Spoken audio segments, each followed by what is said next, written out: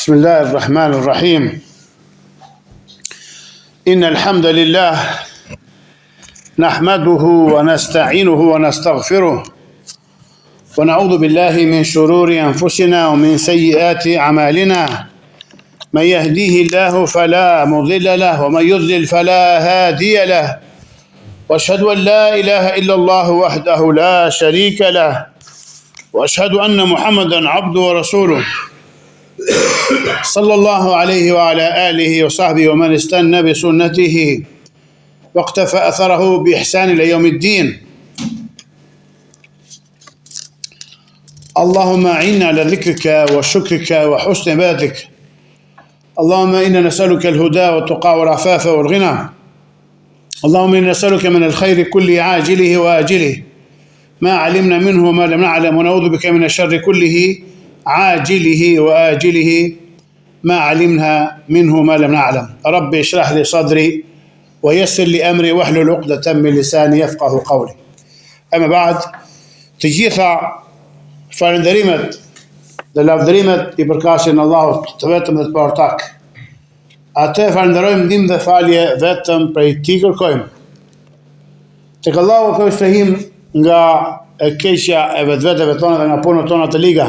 Atë që Allahu zon dhe orienton në rrugën e tij të drejtë nuk ka kusht ta humbas. Dhe atë që ai e humbi me drejtsinë e tij nuk ka kusht ta udhëzoj përpas tij. Dëshmoj dhe të deklaroj se nuk ka të adhuruar tjetër me të drejtë përveç Allahut të vetëm dhe të partak, dhe dëshmoj dhe të deklaroj se Muhamedi është robi i Allahut dhe i dërguari i tij. Mbi të qofshin lëvdata e shumtë të Allahut, mbi gratë, familjarët, shokët e tij fisnik dhe të gjithë ata që e pasojnë me përpikmëri sunetin dhe shtegun e tij deri në ditën e llogarisë. Këtë mbrëmje të begat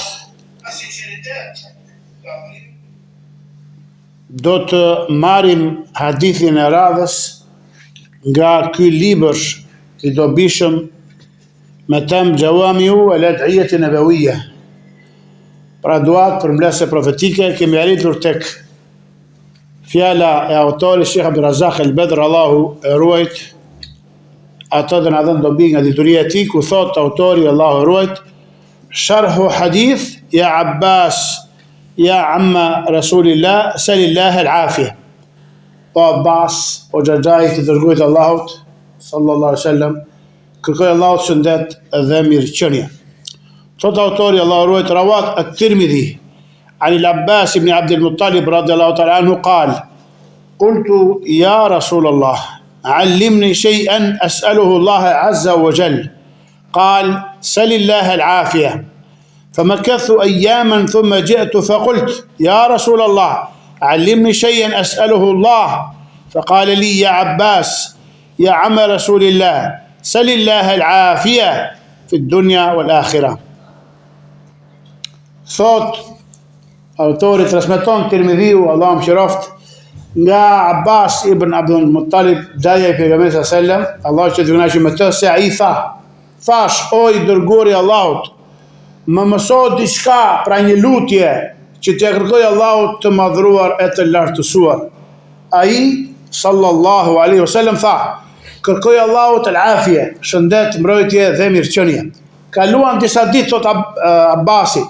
Pastaj shkova përsëri dhe thash: o i dërguari i Allahut, më mëso diçka që t'ia kërkoj Allahut, pra ti lutem atij. Atëherë ai sallallahu alaihi wasallam më tha: o Abbas, o xhaxhai të dërguarit Allahut, kërkoj Allahut al-afie, pra mirëqenie në këtë botë dhe në botën tjetër. Thot autori pashtu al-Hakim rahimahullah transmeton nga Ibn Abbasi, Allahu që të kënaqur prej të birit dhe të jadit, se profeti sallallahu alaihi wasallam i tha xhaxhait të tij: akthiri dua bil afia, shtoje shumë lutjen për al-afia, pra për ruajtje dhe mirëqenie. Kjo është një dua, pra një lutje gjithë përfshirëse dhe e plot, që përfshin mbrojtjen nga të gjitha të këqijat e kësaj bote dhe të botës tjetër. Robi nuk i kërkon Zotit të tij diçka më të dashur se al-afia, pra ruajtje dhe mirëqenie, sepse ajo përmbledh shpëtimin nga çdo e keqje dhe nga shkaqet e saj. El-afje nuk krahasohet me asgjë tjetër. Kujto që jepet el-afje, pra ruajtje dhe mirëqenie në dunja dhe në ahiret, ati i është plotësuar hisja e tij nga hajri, pra nga e mira. Ibnul Jazari, Allahu mëshiroft, një dietar i madh prej selefëve, ka thënë: le të shikoj i mençuri vlerën e kësaj fjale, pra ta vlerësoj një fjalë. Allahumma inni es'aluka al-afia. O Allah, të kërkoj ty al-afia. Për le të shikoj i mençuri vlerën e kësaj fjale, të cilën i dërguari Allahut sallallahu alaihi wasallam e zgjodhi për xhaxhain e tij, duke e veçuar nga fjalët e tjera. Le ta di pra se Allahu i dha atij sallallahu alaihi wasallam aftësinë, pra cilësinë për të shprehur kuptime të mëdha me fjalë të pakta, dhe se atij ju përmlodhen të gjitha mirësitë. Prandaj kushdo që pajiset me el-afje, mund t'i përthesh aty pak në diçka në anglisht, është anglisht folës vllai. Hey, për çfarë po flasim ma didhi për shembull diçka? Can you translate for our brother? You can. Po përkthej nga që. Barakallahu fiik. Përfitoj dhe vllai jon që na ka ardhur vizitor nga Anglia. Pra, aftësinë për të shprehur kuptime të mëdha me fjalë të pakta, dhe se atij ju përmblodhen të gjitha mirësitë. Salawatullahi wa salamu alaihi. Prandaj, Fatih ibn al-Jazari, kushdo që pajiset me el-afje, pra që Allah e ruan dhe jep mirëqenie, ka fituar gjithçka që zemra e tij dëshiron dhe shpreson në vend dhe në jetën e kësaj bote, në aspektin shpirtëror, ashtu dhe në atë trupor, dhe është ruajtur nga çdo gjë që i friksohet në të dyja botët me i dije të sigurt. Pastaj vazhdon Ibn Jazari dhe thot: kanë ardhur transmetime në rrugë të përsëritura, mutawatira, nga ai salawatullahi wa salamu alaihi, lutja e tij për mirëqenie dhe mbrojtje, pra el-afia, el-afu el-afia. Nga ai alaihi salatu wasalam janë përcjell në fjalë dhe në kuptim rreth 50 rrugë transmetimi për këtë lutje. Kjo sepse atij ishin falur gjunahet e kaluara dhe ato të ardhshme, dhe ai ishte i mbrojtur nga gabimi në kuptimin e plotë të fjalës. Atëherë, ç'të themi për ne që jemi të ekspozuar ndaj goditjeve, pra sprovave të kaderit, dhe jemi të rrethuar nga nefsi, shejtani dhe pasionet. Pra i kemi përmendur gjithmonë këta tre armiq tanët. Pra jemi më parsor dhe më nevojtar që ta shtojmë këtë lutje. Allahumma inni es'aluka al-'afwa wal-'afia fi ad-dunya wal-akhirah. Më e paktash Allahumma inni es'aluka al-'afia. Mbaroj fjala e Ibn al-Jazari. Shaukani, Allahu mëshiroft, dietari i madh nga Yemeni, ka thënë në urdhrin e profetit sallallahu alaihi wasallam drejtuar Abbasit radhiyallahu ta'ala anhu që të lutet për el-'afia, pra ruajtje dhe mirëqenie, pasi Abbasi e përsëriti pyetjen e tij që ti mësonte diçka për t'ia kërkuar Allahut. Ka një dëshmi të qartë se lutja për ruajtje dhe mirëqenie, pra el-afje, nuk barazohet me asnjë lutje tjetër dhe asgjë nuk e zë vendin e saj nga fjalët me të cilat i lutet njeriu Zotit të Madhreshëm dhe më bujarit.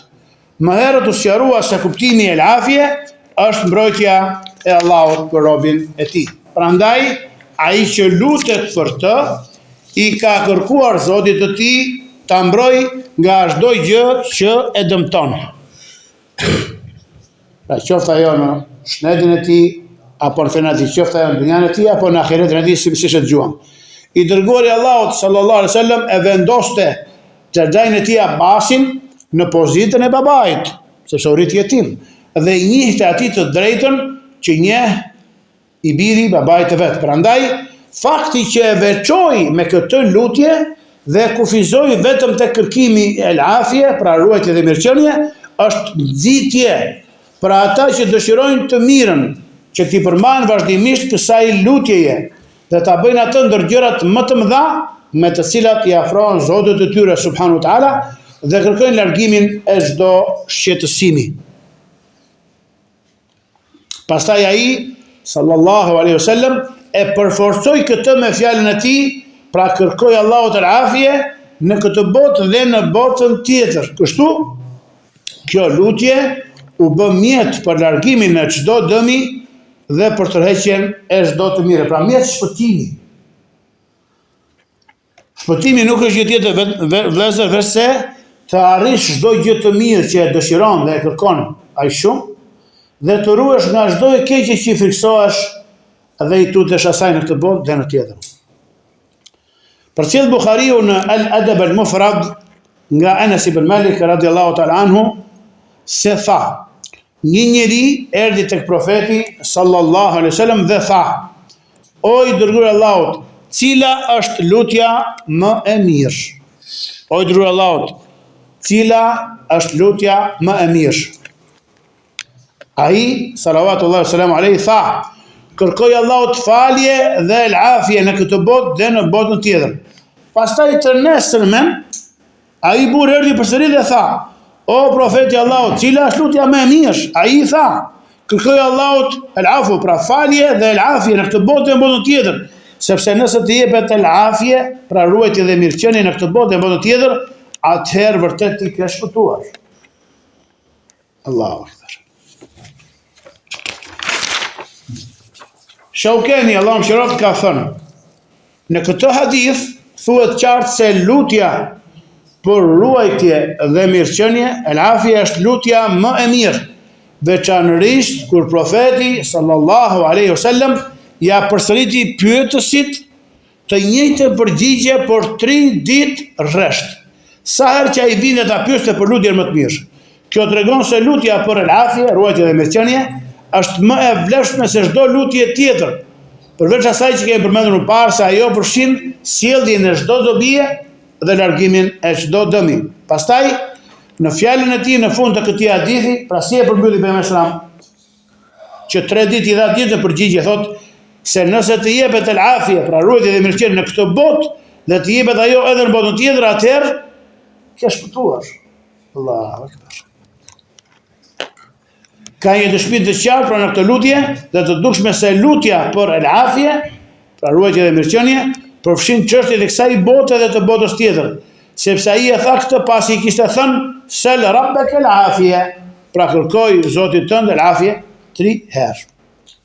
Ky ishte një sqarim i përgjithshëm i begatisë së kësaj lutjeje për interesat e kësaj bote dhe të botës tjetër. Pastaj mbi këtë ai bazon shpëtimin, i cili është synimi më i lartë dhe kërkesa më e madhe. Mbaroi fjala e Shaukenit, Allahu mëshiroft. Përcjell Tabaraniu, Allahu mëshiroft, në Al-Mu'jam al-Kabir, në përmbledhjen e tij të madhe nga Muadh ibn Jabal, Allahu qoftë i kënaqur me atë, se ka thënë: i dërguari Allahut sallallahu alaihi wasallam ka thënë: nuk ka ndonjë lutje më të dashur tek Allahu që një rob t'i lutet me të se sa të thotë o Allah, unë të kërkoj el-muafa, pra mbrojtje dhe ruajtje, ose tha el-afie në këtë botë dhe në botën tjetër. Edhe një herë, pejgamberi sallallahu ka thënë: nuk ka ndonjë lutje më të dashur tek Allahu që një rob t'i lutet me të se sa të thotë o Allah, unë të kërkoj el-muafa, pra mbrojtje dhe ruajtje, ose tha el-afie në këtë botë dhe në botën tjetër. Shaukeni, Allahu mëshiroft, tha, pra në komentin e këtij hadithi, transmetuesit e tij janë transmetuesit e 2 sahihëve, pra Buhariut dhe Muslimit. Ky hadith tregon se lutja për el-afie është më e dashur tek Allahu se çdo lutje tjetër, çfarëdo qoftë ajo. Ashtu siç e tregon ky formulim, pra ky tekst i përgjithshëm dhe ky kuptim gjithëpërfshirës. Kështu pra kjo lutje me këtë fjalë të vetme, thot Shaukani, përmbledhi 3 veçori. E para, përfshin të mirat e kësaj bote dhe të botës tjetër. E dyta, mbaj mend, është lutja më e mirë në mënyrë absolute. E treta, është më e dashur tek Allahu i lartësuar se çdo lutje tjetër me të cilën robi i lutet atij pa asnjë përjashtim. Na pyesin vëllezërit tanë si të lutem në shqip apo në arabisht, u themi mësoje këtë lutje: Allahumma inni es'aluka al-afie, ose Rabbi es'aluka al-afie, Rabbi es'aluka al-afu. Qoftë në sejdë, qoftë midis 2 sejdëve, qoftë tahiyatin e fundit. Në përgjithësi pra, thotë Shaukani, hadithet me këtë kuptim janë të shumta dhe të shumta. Disa prej tyre kanë ardhur posaçërisht për lutjen me el-afje, ruajtje dhe mbrojtje, ndërsa disa të tjera kanë ardhur duke e përmendur el-afje së bashku me lutje të tjera.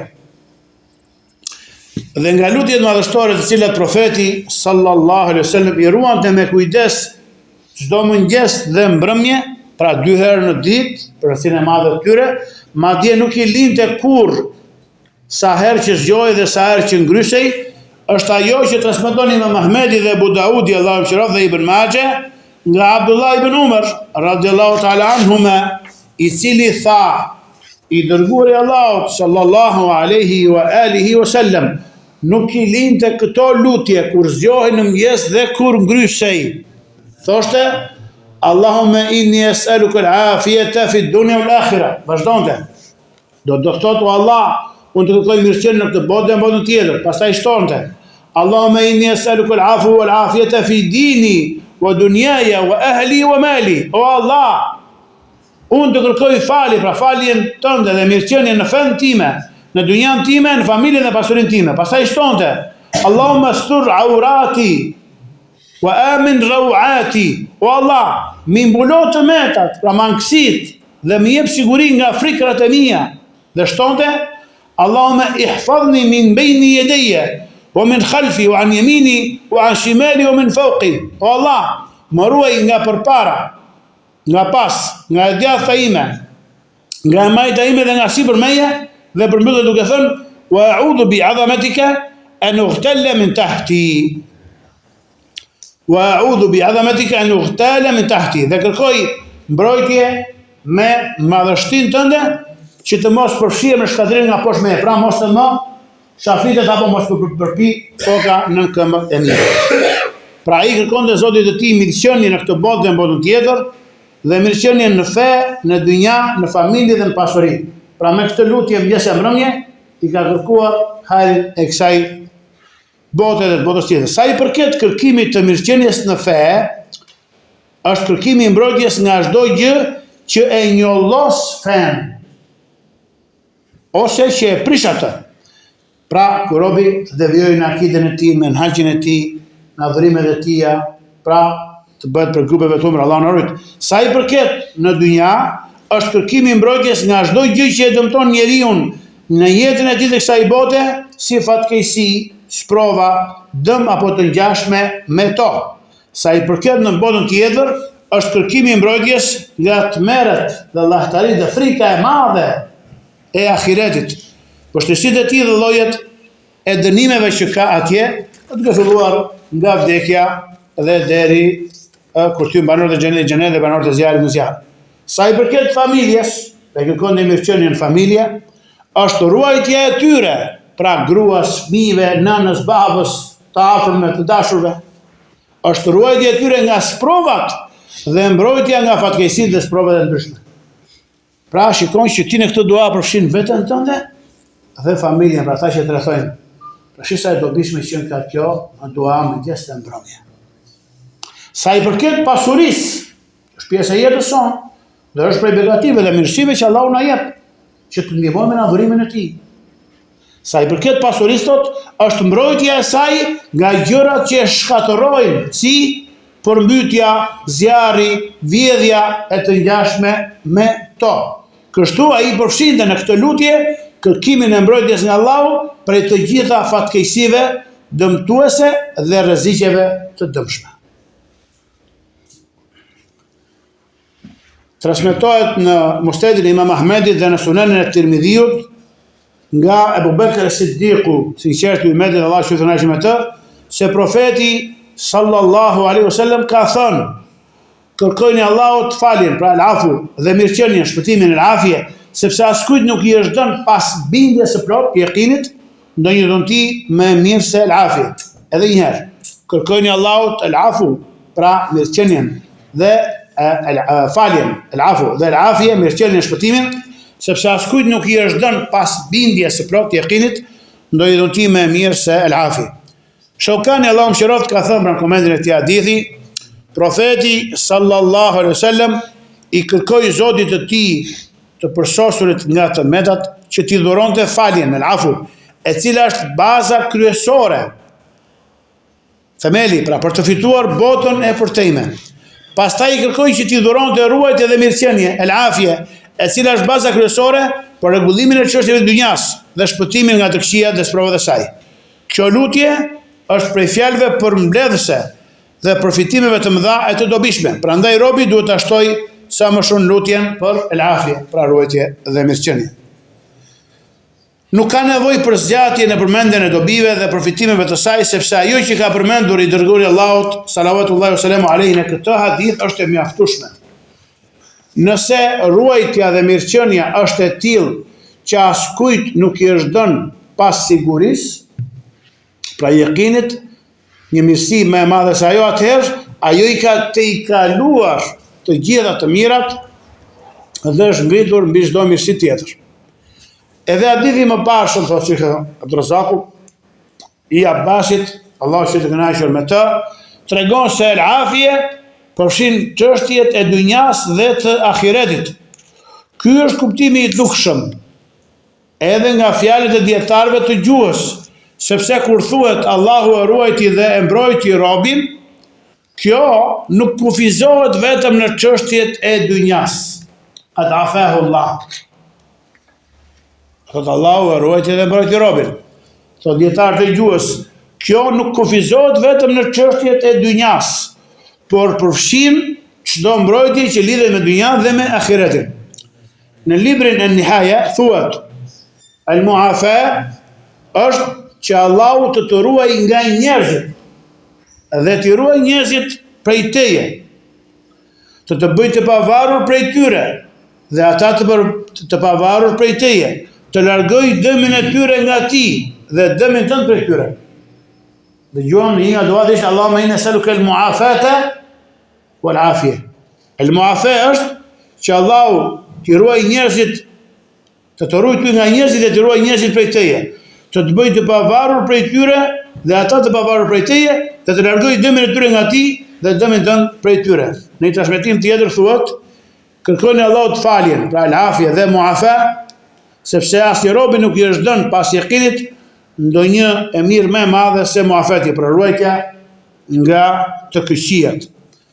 Ibn al-Qayyim al-Jauziyja, Allahu shëroft, ka thënë,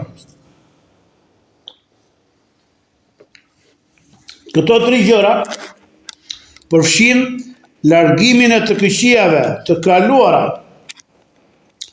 me faljen, të këqijave të tashme me el-afje, dhe të këqijave të ardhshme me muafetin, el-muafa, sepse ajo përfshin vazhdimësinë dhe qëndrueshmërinë në ruajtje dhe mirëqenie. Pra ti jesh sa të kesh shpërim, sa të kesh jetë i ruajtur edhe të kesh mirëqenie. Allah na bëf prej tyre.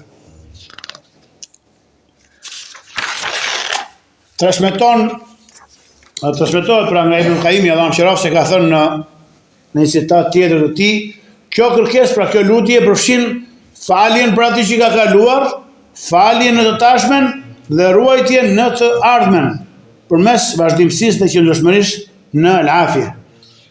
Abdullah al-Taimi, një nga selefët, Allahu mëshiroft, thoshte, shtojeni lutjen ndaj Allahut për el-afje, ruajtje dhe mirëqenie, sepse ai që është i sprovuar, sado e rënd të jetë sprova e tij, nuk ka më shumë nevojë për lutje se sa ai që gëzon mirëqenie dhe nuk është i sigurt nga sprova.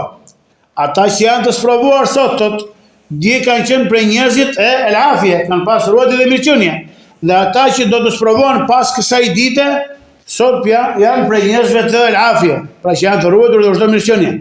Po të ishte sprova diçka që domosdoshmërisht çon drejt së mirës, ne nuk do të dëshirojmë të ishim prej njerëzve të sprovave. Pastaj do sa sprova ka që raskapitin njeriu në dynja dhe përsëri në ahiret. E do psojnë.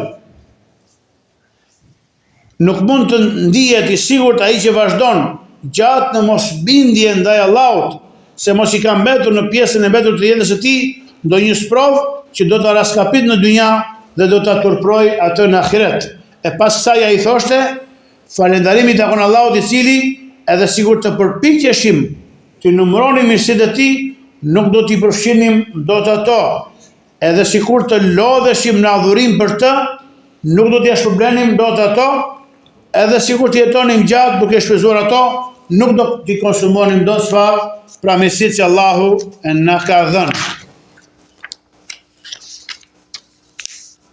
Thot Sheikh Abdurrazaku në Sunenin e Abu Daudit, në Sa'id dhe të tjerëve përveç tyre transmetohet nga Al-Hasan ibn Ali, pra nipi i pejgamberit, djali Aliut radhiyallahu ta'ala anhuma, dhe kënaqësia e syve të tij, Allahu që të kënaqë me ta, se ka thënë: I dërguari Allahut sallallahu alaihi wasallam më mësoi disa fjalë që t'i them, pra të lutem ato në namazin e vitit, duan e kunutit në vitësh, qoftë për Ramazan, qoftë jashti, më tha thuaj, o Allah, pra duaja që bëjmë ne në duan e kunutit në vitër, Allahumma hdini fi men hedejt, wa afini fi men afejt, wa tawallani fi men tawallejt, dëgjoje kuptimin. O Allah, më udhëzo ndër ata që i ke udhëzuar, më jep falje dhe mirëqenie ndër ata që u ke dhënë elafje, falje dhe mirëqenie. Kujdesu për mua ndër ata për cilët je kujdesur, më begaton ato që më ke dhënë, më ruaj nga e keqja asaj që ke caktuar për mua. Vërtet ti gjykon dhe askush nuk gjykon mbi ty. Ai që ti e miqson dhe e don dhe e mbron nuk poshtrohet kurrë, dhe ai që ti armiqson e uren nuk ngavnjet kurrë. I plot begat dhe i lartësuar je ti, o Zoti ynë, tabarak rabbana wa ta'ala. Kjo është një lutje madhësore të Sheikh Abdurrazaku, e cila përmban kërkesa fisnike dhe synime të mëdha. Pra e bëjmë qoftë gjatë Ramazanit dhe gjatë vitrit, gjatë vitit, në duan e kunutit që bëhet në rekatin e fundit të namazit të vitrit, të tekut. Pra kjo është një lutje madhësore e cila përmban kërkesa fisnike dhe synime të mëdha. Ndërto është edhe kërkimi i afjes, pra rutjes dhe mirëqenies nga Allahu. Fjala e tij dhe më jep afje, pra rutje dhe mirëqenie ndër ata që u ka dhënë afje. Përmban kërkimin e faljes dhe mirëqenies së plotë dhe të përgjithshme nga Allahu, e cila përfshin gjëra përfshin el afje. Ruajtje nga kufri, pra mosbesimi, e femahimi, ruajtje nga shturja, al-fusuq, ruajtje nga mëkatet dhe mosbindja, ruajtje nga pakujdesia, gafleti, kujdesja, ruajtje nga sëmundjet dhe vuajtjet, ruajtje nga sprovat. Pa që nga gjithë to ruajtje, vetëm ke një fjalë. Wa afini fi men afejt. Më ruaj dhe më jep mirëqenie ndër ata që ke ruajtur dhe u ke dhënë mirëqenie. Dhe e fundit, si dhe suksesin për të bërë, për të vepruar atë që Allahu e do dhe për të braktisur atë që ai nuk e do. Pra 6 gjëra për cilat ne kemi shumë nevojë. Ndër gjërat që duhet të kushtohet vëmendje e veçantë në këto net të bekuara, thotë Shiku, ka mos që ky mësim të qenë pjesë e Ramazanit, 10 netët e fundit të Ramazanit, është kujdesi për të kërkuar natën e Kadrit, për të përpjekur në adhurim gjatë saj dhe për të angazhuar në lutje. Kjo është prej cilësive të njerëzve të mirë dhe shenjave të devotshmëve. Madje ata i luten me këmbulje Allahut që të shkruaj faljen dhe mirëqenien në këtë natë, sepse ajo është nata në cilën caktohet ajo që do t'i ndodhë njeriu gjatë gjithë vitit të tij. Në atë natë ata luten dhe përgjirohen dhe insistojnë dhe përloten në lutje, ndërsa gjatë gjithë vitit përpiqen dhe angazhohen. Nga Allahu kërkojnë ndihmë dhe prej tij kërkojnë sukses. Përcjell Tirmidhi dhe Ibn Majah, Allahu mëshiroft, dhe të tjerë poshtyre nga nëna e besimtarëve, Aisha, Allahu që të kënaqë me të, se ajo tha: Ja Rasulullah, o i dërguar Allahut, nëse unë e di se cila është nata e Kadrit, çfarë të them në të, pra si të lutem në të? Ai sallallahu alaihi wasallam tha: thuaj, o Allah, ti je falës, e do faljen, prandaj më fal mua. Allahumma innaka afun tuhibbul afwa fa'fu anni. O Allah, ti je falës, e do faljen, prandaj më fal mua. Kjo është një lutje e begat, me kuptim madhështor, me domethënie të thellë dhe me ndikim dhe dobi tepër të madh. Ajo i përshtatet në mënyrë të përkryer kësaj nate, sepse kjo është nata në të cilën vendoset çdo çështje me kortësi. Thot Allahu thot, e lartësuar, fiha yufraqu kullu amrin hakim, amran min indina. Në të ndahet ose caktohet çdo çështje me urtësi, do çështje prej nesh, thot Zoti i botrave. Çdo çështje me urtësi dhe përcaktojnë veprat e robërve për një vit të plot, deri në natën e Kadrit të ardhshme. Kushdo që në atë natë furnizohet me mirëqenie dhe Zoti i tij e fal, ai ka shpëtuar, ka fituar dhe ka arritur fitimin më të madh. Kushdo që jepet mirëqenie në këtë botë dhe në botën tjetër, atij është dhënë e gjithë e mira në tërësinë e saj, sepse asgjë nuk mund të krahasohet me mirëqenien. Prandaj është e mirë për muslimanin që të shtojë, pra ta shtojë këtë lutje të begat në çdo kohë dhe në çdo çast, sidomos në natën e Kadrit, në të cilën vendoset çdo çështje me urtësi. Dhe muslimani duhet ta di se Allahu i plotfuqishëm e lartësuar është bujar, falës dhe e do falje. Thot i lartësuari: "Wa huwa alladhi yaqbalu at-tawbata 'an ibadihi wa ya'fu 'an as-sayyi'ati wa ya'lamu ma taf'alun." Ai është që pranon pendimin nga robërit e tij, i fal veprat e këqija dhe e di se çfarë ju veproni. Ai përsosur nga të mëdhat nuk rresht së falur robërit e tij. Dhe falja është një cilësi e njohur e tij, e pandashme. Po ashtu falja dhe mëshira janë cilësime të cilat ai është i cilësuar subhanahu wa taala. Çdo njeri ka nevojë të domosdoshme për faljen e Allahut dhe për mëshirën e tij. Askush nuk mund të bëjë pa faljen dhe mëshirën e tij, ashtu siç askush nuk mund të bëjë pa mëshirën, bujarin dhe fisikrinë e tij. Pra, Allahumma innaka afuwun tuhibbul afwa fa'fu anna. اللهم إنا نسألك العفو والعافية في الدنيا والآخرة. سبحانك اللهم وبحمدك أشهد أن لا إله إلا أنت أستغفرك وأتوب إليك والله أعلم وصلى الله وسلم وبارك نبينا محمد وآله وصحبه أجمعين والحمد لله رب العالمين.